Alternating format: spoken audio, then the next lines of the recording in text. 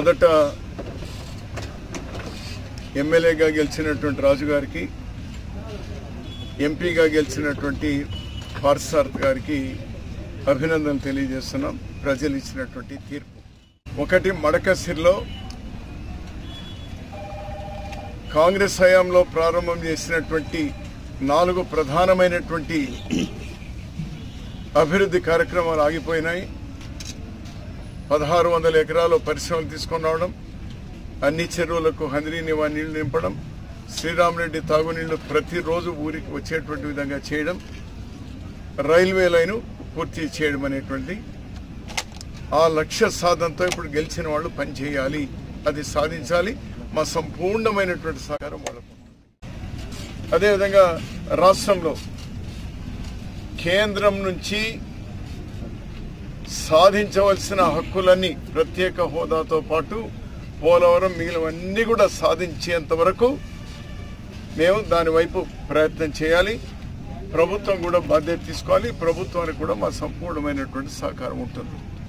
అవి సాధించేంత వరకు కాంగ్రెస్ పార్టీ అడుగులు ముందుకేస్తుంది. అదేవిధంగా ఢిల్లీలో కూడా గత 10 సంవత్సరాల మాదిరి అప్రజాస్వామికంగా రాజ్యాంగాన్ని తృణీకరించి చేసినటువంటి వికట చేష్టలు ఇంకా జరగవు. ప్రజాస్వామ్యాన్ని ప్రొటెక్ట్ చేయడానికి, రాజ్యాంగాన్ని ప్రొటెక్ట్ చేయడానికి, బలహీన వర్గాలకు, రైతులకు, యువకులకు అండగా ఉండడానికి కాంగ్రెస్ పార్టీ ముందుంటుంది. కేంద్ర ప్రభుత్వానికి కూడా సహకరిస్తుంది. అవి సాధించేంత వరకు కాంగ్రెస్ పార్టీ ముందుకు పోయినారు. 29కి అతను ప్రధాని అవడం తథ్యం. ఆ లోపల ఈ 2 ఊతకర్రలు ఉన్నాయి. ఆ ఊతకర్రలు ఏమి బలహీనం కావాలని మేము కోరుకోవడం లేదు, కానీ ఎప్పుడు ఏమైనా జరగచ్చు. 2 ముఖ్యమంత్రులు కలుస్తా ఉన్నారు రేపు శనివారం. వారిద్దరికీ అభినందనలు. రాష్ట్ర విభజన సమయంలో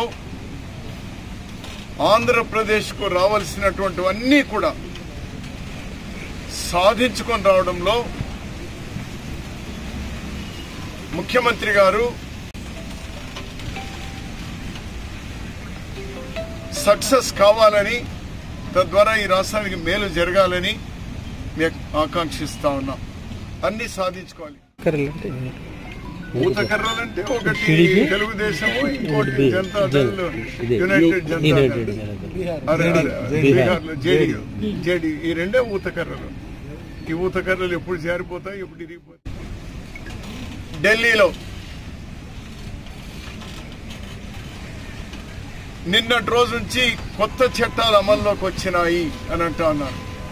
అంటే ఐపీసీ, సిపిసి, సిఆర్పిసికు బదులుగా కొత్త చట్టాలు తెచ్చినాము అని అన్నారు.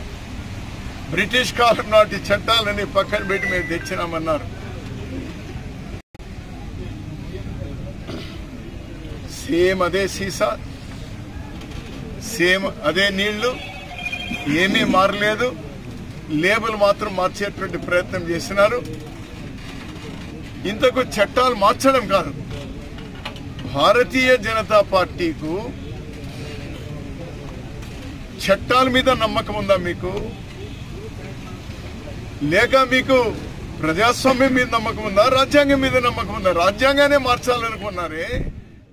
ఇన్ని ఎక్కువ సీట్లు, 1 సైడ్ సీట్లు రావడం ప్రజాస్వామ్యానికి మంచిది కాదు అని నేను చెప్పినాను. పోయిన 5 ఏళ్ళలో నిరూపితమైందండి. 151 సీట్లు రావడంతోనే ఆ రోజు అనుచితమైనటువంటి కార్యక్రమాలు విర్రవీగి ఈ పరిస్థితి వచ్చింది. దానికంటే మేము తక్కువ కాదని ఈరోజు ప్రభుత్వంలో వచ్చినటువంటి వాళ్ళు చేస్తా ఉన్నారు.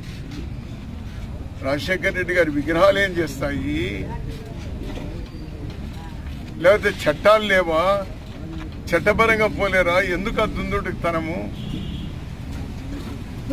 ఆ రోజు కూల్చినారంటారు, మీరు అదే పని చేస్తా ఉన్నారు.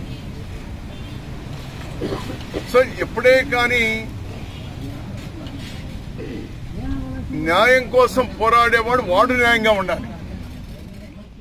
ఇక్కడ కూడా ఈరోజు వెరీ క్లియర్, ప్రత్యేక హోదా అనేటువంటిది ఇది రాష్ట్ర ప్రజల యొక్క హక్కు.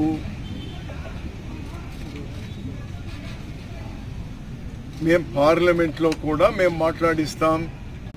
మా నాయకుడు రాహుల్ గాంధీ గారితో మాట్లాడిస్తాం, మా పార్లమెంట్ మెంబర్లతో మాట్లాడిస్తాం, మల్లికార్జున్ ఖర్గే గారితో మాట్లాడిస్తాం. పార్లమెంట్లో కూడా ఈ రాష్ట్ర హక్కులు ఏవైతే ఉన్నా రావాలి అని, ఈ రాష్ట్ర ప్రజల నుంచి ఎన్నికైనటువంటి ప్రభుత్వం యొక్క బాధ్యత కేవలం పార్టీ తీర్మానాలు చేయడం కాదు, అసెంబ్లీలో తీర్మానాలు చేయడం కాదు, గట్టిగా దీనికి ప్రయత్నం చేయాలి. ఎందుకంటే మీ సపోర్ట్ లేకపోతే ప్రభుత్వమే ఉండదు. అదేవిధంగా జగన్ పార్టీ కూడా అన్నారు, మా 11 సీట్లు లేకపోతే వాళ్ళకు చట్టాలు అక్కడ రాజ్యసభలో వాళ్ళ చట్టాలు పాస్ చేసుకోలేరు అని చెప్పి, బిల్లులు పాస్ చేసుకోలేరు అని చెప్పేసి.